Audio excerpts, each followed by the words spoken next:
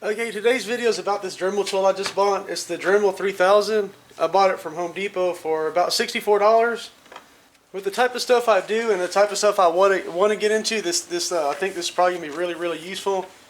Anyway, let me just go ahead and open it up and let's see what's all in there. So here goes the Dremel tool itself.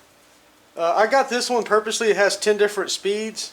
It's a little bit more, it's not the cheapest one, but I thought that might come in handy, and I got a corded one. It also comes with this thing right here that I'm not exactly sure how to use it at the moment, but it will let you use it like a router. It'll let you cut stuff like a router, which is probably very useful. I've messed with die grinders before, but I've never actually had a Dremel tool, so some of this I'm not really going to know exactly what it is. First item in the box is this little wrench, and it also has a little flathead screwdriver in. This is to tighten and loosen the chuck, and this is and this side can be used on this little thing that holds the cutoff wheels. I don't even know what this is called. I'm sorry, I don't know some of the names. Okay, so here's the second group of items I'm going to talk about. These right here, this is some polishing compound, and here goes some little polishing wheels. This right here is for the polishing wheels. They all have a little hole in them. These all have a little hole right here in the middle, and you just screw this in there to use it, just like that. Then you can polish. And then there just goes some smaller polish wheels. Next thing, here goes a tiny little wire brush. It's a steel wire brush. This piece, I don't even know what it is, and I'm sorry, I'm not going to look it up. I mean, it looks like something you could polish, like, kind of clean up your fingernails with, probably. I don't know, it feels like a grinding stone. So we're just going to call it a grinding stone. Next group of items, they give you two cutoff discs that are reinforced. And the way you use that is this thing. They give you this little thing, and it has a screw in it. So all you do is take the screw out and screw it in there. And that's where this little wrench comes into play. You can use that screwdriver tip, works right there. And then you can cut stuff. Next items, they give you these two little holders for these sandpaper cartridge rolls. It says these are aluminum oxide, so that's basically like regular sandpaper.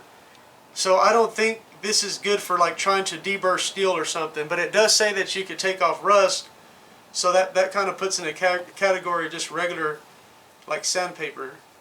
These steel, I just looked it up, it says they're ideal for wood and fiberglass. So they give you a few different, they got 4 of the bigger ones, 3 of the smaller ones, you know, besides these extras. And there are a few different grits. I don't know what the grits exactly are, but it's probably like 40 grit and some finer grit. Same thing with the little ones. But that's enough about that. Next group of items, they give you these little stone wheels. These are aluminum oxide as well, but these are also good for it's pretty much kind of says like most metals, including stainless. So I'm guessing that this is good for most metals, including stainless. Okay, this one is a different type of abrasive, and it said it's supposed to be silicon dioxide or silicon oxide or silicon something. Anyway, this one is for harder. It says it's for harder materials like ceramics and stuff, non-ferrous materials. And if you don't know what non-ferrous means, it means ferrous is like steel, and I guess that includes iron, steel. Stainless, probably? No, I don't know, whatever, but it's basically like steel. So it's talking about like harder materials like ceramics and stuff. Stone, glass, ceramic, porcelain, gemstones, and non-ferrous metals. So I guess that might mean aluminum, I don't know. Okay, the next item, this is called like a multi-purpose spiral cutter, I guess. It actually can drill in like that, but it cuts sideways. Like you could use that router attachment and cut sideways. It says it's good for like thin wood and like sheetrock and stuff. Last but not least, you got this little cutter. It's a carving bit. It's like to shape out. It says wood and other soft materials like wood, plastic, and stuff like that. Soft metals. Okay, this one is for like kind of like grinding out, shaping, or hollowing out, or grooving, whatever you want to call it. It says for use on soft metals, plastics, and woods. Okay, real quick to put a bit in. All you do, you have a lock button that locks the chuck. You loosen it, stick the bit in. It has a little collet in there, it pinches it. On this particular bit it says leave at least an 1/8 inch of the smooth part exposed. I think it says you have to use the wrench, like don't tighten it by hand. One more thing real quick about this Dremel. It's supposed to run from 5 to 35,000 RPMs. I don't know exactly what that makes these increments. So 10 different spots and 30,000 different RPMs.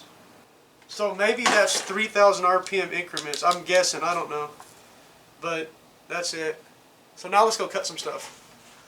Remember when using power tools, I always wear safety glasses. Okay, so to use this little router attachment thing, this has to come off. Unscrew that. This screws on just like that. And you have this little wing nut to set it at different depths. Not too important for what I'm going to do real quick.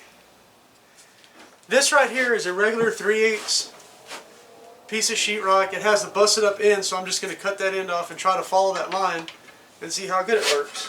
Alright, I'm just going to set it on fast.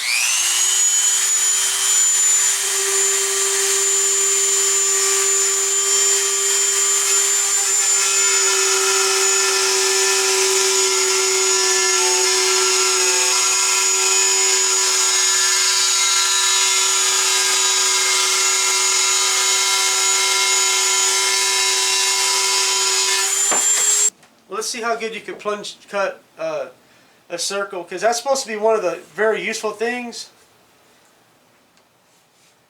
Is that you could do like a plunge cut and cut out boxes for electrical stuff, I think, or whatever you need for sheetrock.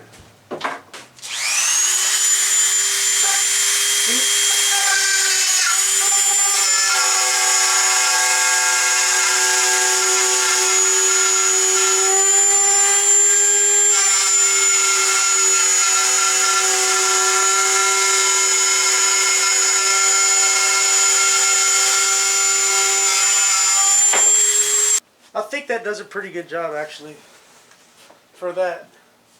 I like that. Here goes a thin piece of plastic toad. It's probably 1/8 of an inch thick. And it's probably UV damage for being outside, so it's probably pretty, like it's ready to fall apart, so let's see how it cuts.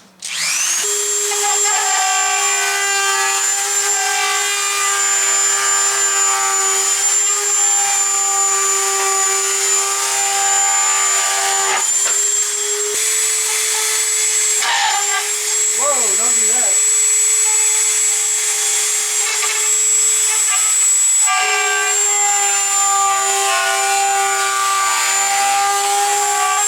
Okay, so it worked pretty good with that. Be careful when you plunge cut. You see how it just started whipping around. Okay, here goes that little ball shaping thing. I'm going to try it on this little piece of 1/2 inch plywood.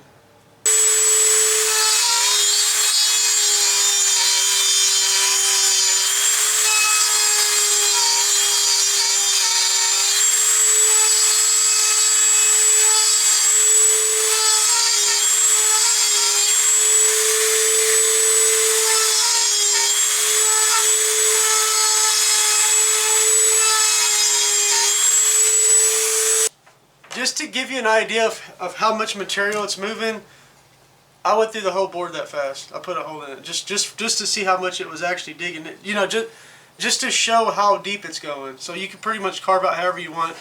It actually takes little pressure and it'll go ahead and go in. Most of this is probably about probably 1/8 of an inch deep, but it's kind of shaped like a circle, like that.